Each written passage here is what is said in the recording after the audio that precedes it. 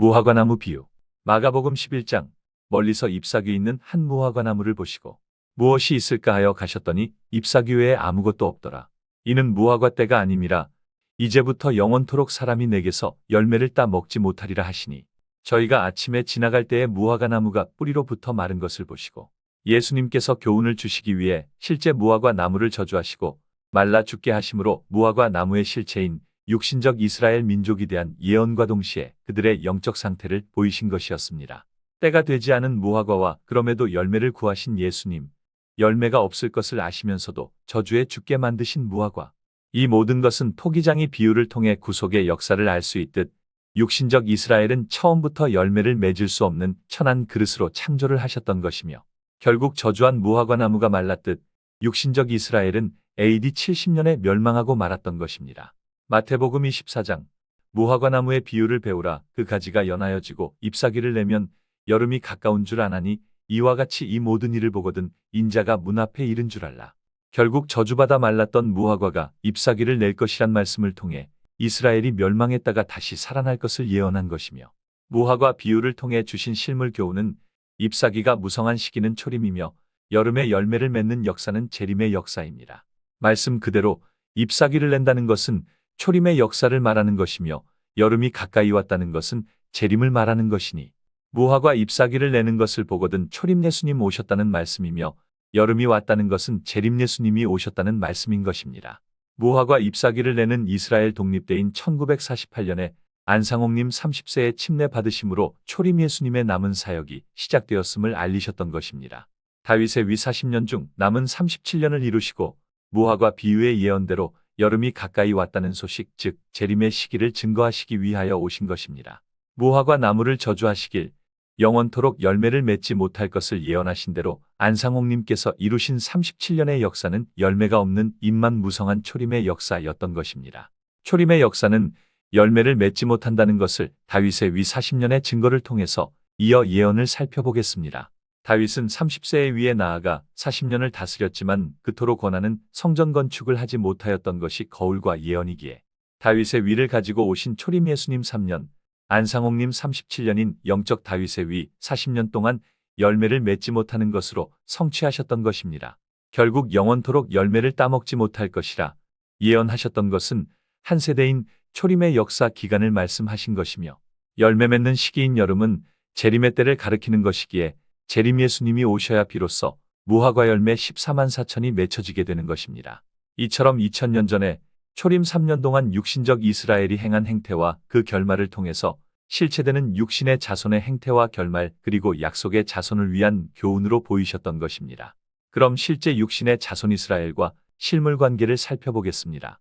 육적 이스라엘 민족은 그림자이며, 안상홍님 오셔서 세운 하나님의 교회는 실체가 되는 것이며, 중동 지역 예루살렘은 그림자며, 실체는 하나님의 교회가 땅의 예루살렘으로 신의 산으로부터 난 종된 하가인 옛 언약을 표상하는 것입니다. 초림 예수님께서 12제자와 올리시기 전에 새 언약을 세우신 것처럼 안상홍님도 올리시기 전에 새 언약의 실체 하늘의 예루살렘을 세워주심으로 내 살과 피로 세운 새 언약 실체가 바로 하늘어머니심을 증거하였던 것입니다. 땅의 예루살렘 하나님이 교회와 하늘 예루살렘 어머니 예언은 지나간 역사를 통해 이루어지는 것이며, 갈라디아서 4장의 옛 언약을 표상하는 하가와 새 언약을 표상하는 하늘 예루살렘 어머니 예언은 현재 하나님의 교회로 성취되어 이루어지는 것입니다. 종된 하가와 이스마엘이 하늘 예루살렘 사라와 동거동락하는 시간은 이삭이 나기 전까지며, 이삭이 나면 종된 자는 내어 쫓기게 되는 것이 예언입니다.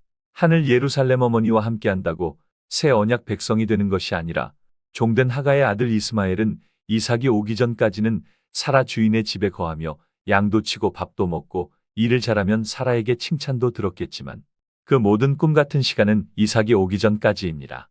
이삭이 태어나고 이삭을 희롱하는 것을 본 후 하가와 즉 옛 언약의 실체 3차 7계절기와 그 아들인 이스마엘의 실체 총회장은 장자에서 쫓겨나게 될 것에 대한 예언인 것입니다.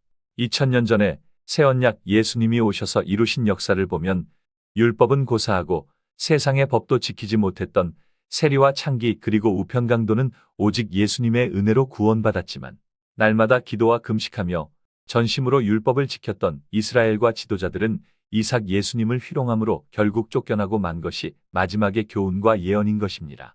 이처럼 이제 새 언약의 실체 이삭 재림 예수님이 오셨으므로 지나간 역사가 그대로 예언이 되는 것입니다.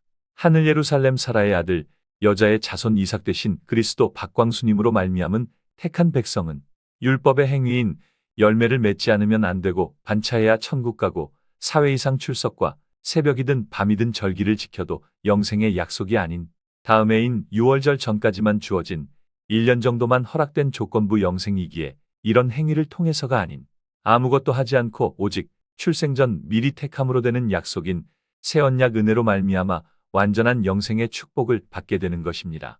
무화과 비유 잎사귀를 통한 초림의 역사는 육신의 이스라엘과 하나님의 교회에 대한 예언을 비추고 있었으며 열매 맺는 재림을 통해서는 영적 이스라엘과 새 언약 백성인 14만 4천 열매 맺는 시기를 알리시기 위한 하나님의 구속의 비밀인 것입니다. 이어서 무화과 비유가 초림과 재림을 동시에 증거하신 참 의미를 예언을 통해 알아보도록 하겠습니다. 초림 예수님 3년 반 복음 생에 보이신 모든 것은 재림 때 이루어질 예언을 그대로 보이셨으니 승천하시기까지 예언을 살펴보겠습니다.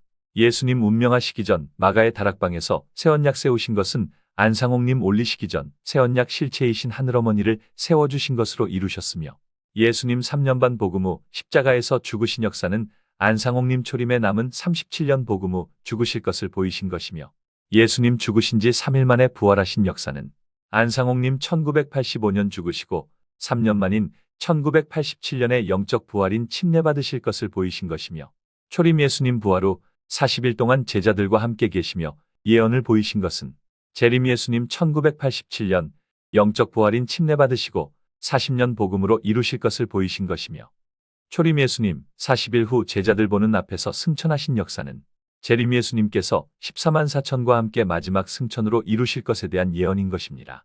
인자가 문 앞에 이른 줄 알라 하신 무화과 비유 재림의 예언은 문으로 오시는 초림 예수님을 통해서만이 비밀의 문을 열 수 있도록 하셨던 것입니다.